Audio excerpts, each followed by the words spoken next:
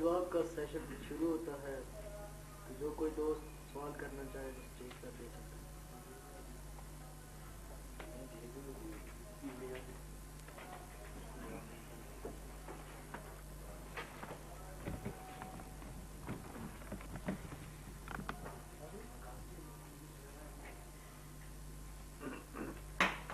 ایک سوال ہے کہ مادری وطن پر قبضہ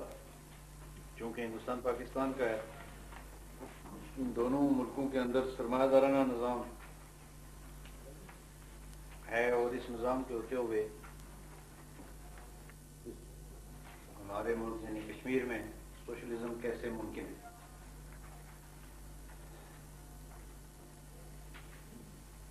سوشلزم کسی ایک خطے کے لوگوں کا مسئلہ نہیں ہے. سوشلزم کسی ایک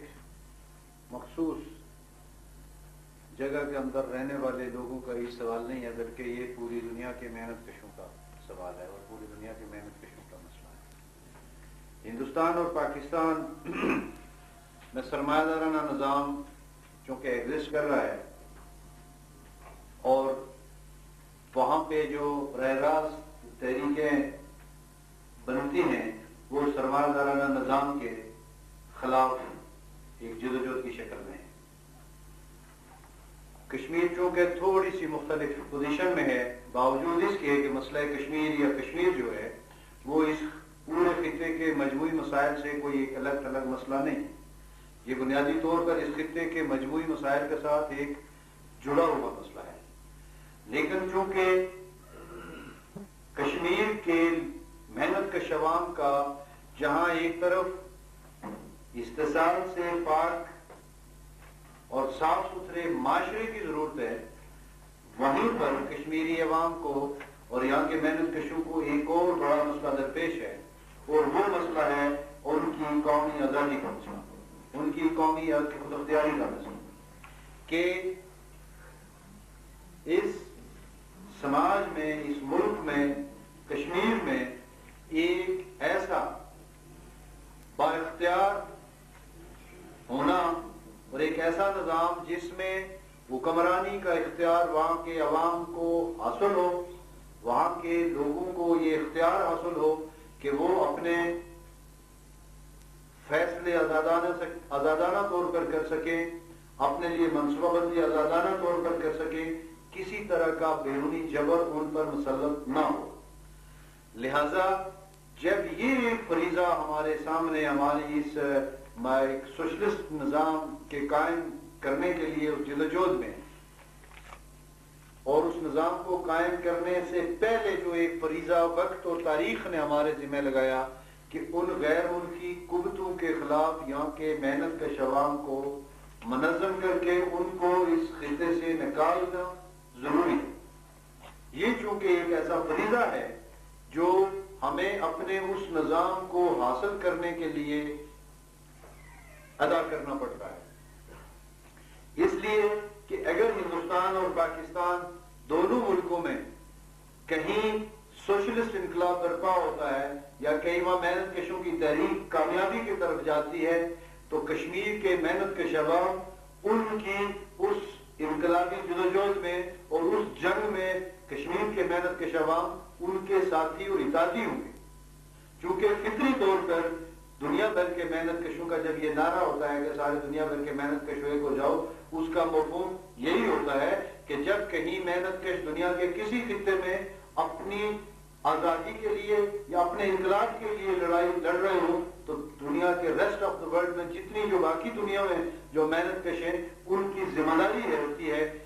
ایک فریضہ ہے ان کا کہ وہ ان کی اس تحریک کی حمایت کریں، اس کو طاقت فراہم کریں، اس کو مضبوط بنائیں اور اس انقلاب کو کامیاب بنانے کے لیے اپنی پوری قوت ان کو دیں.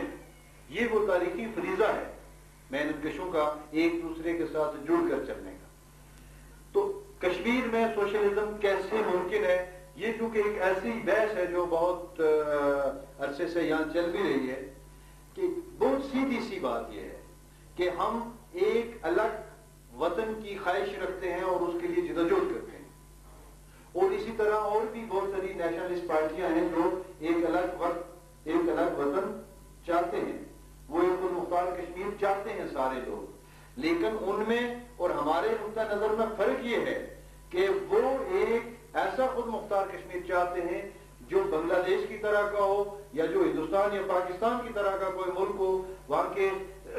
حکمران طبقے کے مفادات یا آ کے حکمرانی انہی لوگوں کو تفصیل ہو کہ فاروق عبداللہ یا عمر عبداللہ یا قیوم خان یا عتیق خان یا اسی قبیلے کے اور لوگ جو ہیں وہ اس خود مختار کشمیر میں حکمران بن جائیں تو کوئی مذائقہ نہیں ہے. لیکن ہمارا سوال یہ ہے کہ ہم ایک ایسا کشمیر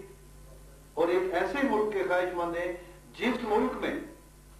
اقتدار محنت کش عوام کے پاس ہو،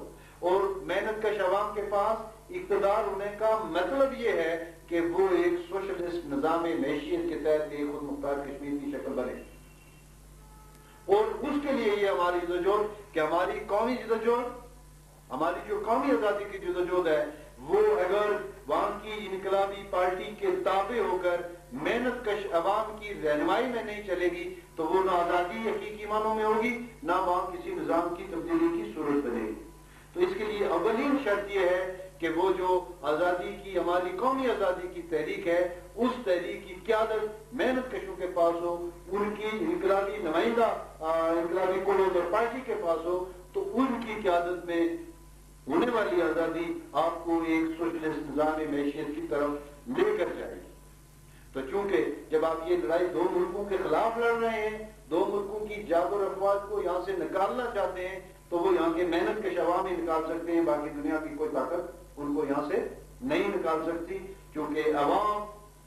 پہلی اور آخری طاقت یہ محنت کش عوام ہیں جنہوں نے شکست دینی ہوتی ہے طاقتور سے طاقتور امپائرز کو، سامراج کو یا بادشاہوں کو. تو اس لیے ممکن ہے کہ جب ہم اپنی آزادی کی تحریک کو ان آفاقی اصولوں کی بنیاد کے اوپر جو مارکسزم نے اور سوشلزم نے قوموں کی حق آزادی کو تسلیم کرتے ہوئے اور حق خود اختیاری اور باشمول حق علائقی کے سوال کو سامنے رکھ کر جب ان آفاقی اصولوں کی روشنی میں ہم اپنی تحریک منظم کریں گے، ہم اپنے محنت کش عوام کو منظم کریں گے، تو پھر جب یہ غیر ملکی فوجوں کا قبضہ یہاں سے ختم ہوگا تو اس کے نتیجے میں جو حکومت تشکیل پائے گی وہ محنت کش عوام کی ہوگی، اور وہی حکومت اس سوشلسٹ نظام کی ضامن ہوگی.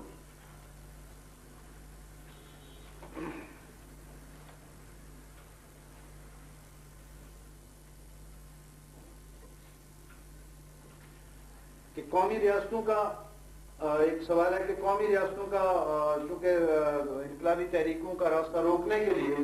قومی ریاستوں کا تصور اجاگر کیا گیا، اور قومی تحریکوں کا چونکہ سرمایہ دارانہ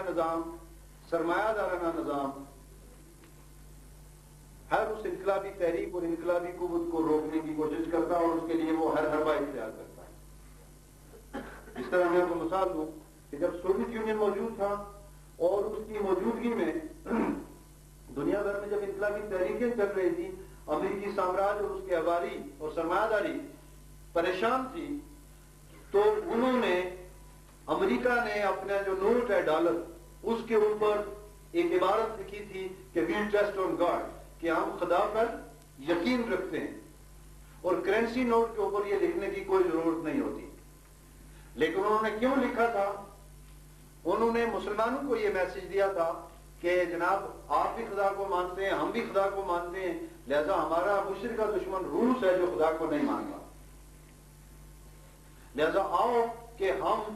اپنے خدا کی خوشنودی حاصل کرنے کے لیے اور جنت میں جگہ بنانے کے لیے ان کے خلاف جدوجہد کریں، چونکہ یہ خدا کے دشمن ہیں. جبکہ سوویت یونین خدا کا دشمن نہیں تھا، بلکہ سوویت یونین سرمایہ داری کا دشمن تھا.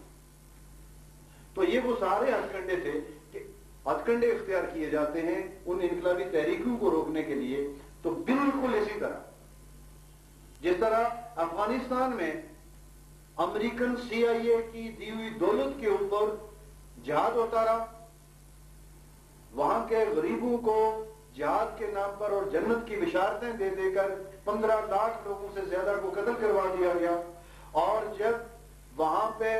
سوویت یونین کی فوجیں بھی واپس چلی گئیں، ڈاکٹر نجیب کا اقتدار بھی ختم ہو گیا، تو نتیجے کے طور پر وہاں کے لوگوں کو نہ تو جنت ملی